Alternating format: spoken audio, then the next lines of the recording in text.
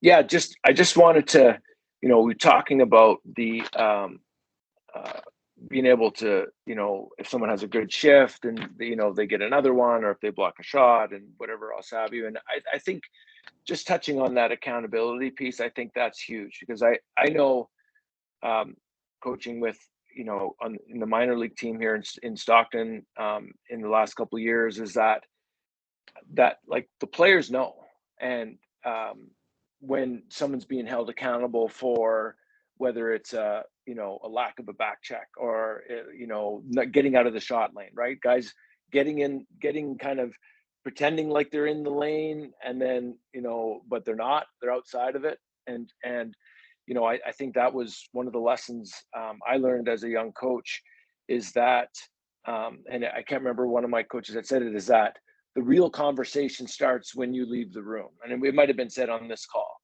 And so, they, players will tell you for the most part what you want to hear, but when you actually leave and the real conversation starts, then, if you haven't, because players can't decide who plays and who doesn't play. But I think like your job is one of the most important ones, is to recognize when there's somebody that isn't in the shot lane or isn't, you know, um, like, you know, and again, insert, gritty type of, play here. But I think that for me is huge, and it was really a big part of me, realizing as you not to have that kind of influence, as a coach. The other thing, and it was just touched on, was just the 3 line versus 4 line. And again, I not really having the ability to ice a 4 line team just because of numbers, and at times having to play with literally 2 lines and you're trying to manage it at that point, and you need everybody to play. Like everybody has to play. And so what ended up being important for me was, and it wasn't even about the X's and the O's or anything else, it was literally the talk that the players had with each other.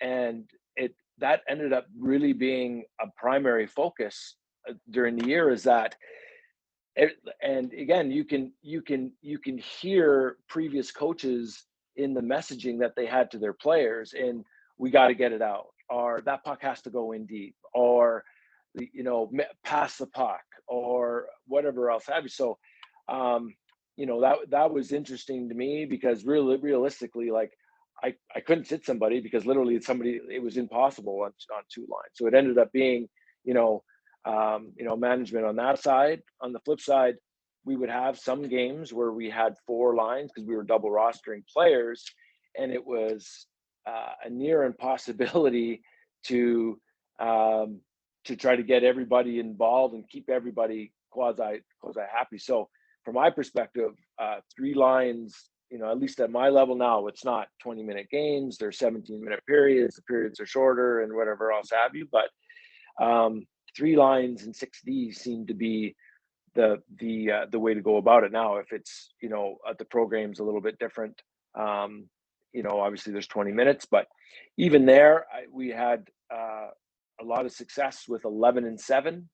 I know Wally has made mention of, and I think even Jordan had talked about a rotation, 11 forward rotation that seemed to have worked, and I've used in the last couple of games that we've had. So just some thoughts on that. But definitely from my side, the biggest takeaway for me is that accountability, is having that small little bit accountability, and whether it's the back check or the shot block, getting out of the lane, and that type of thing is so crucial, because the players are they're definitely looking for that.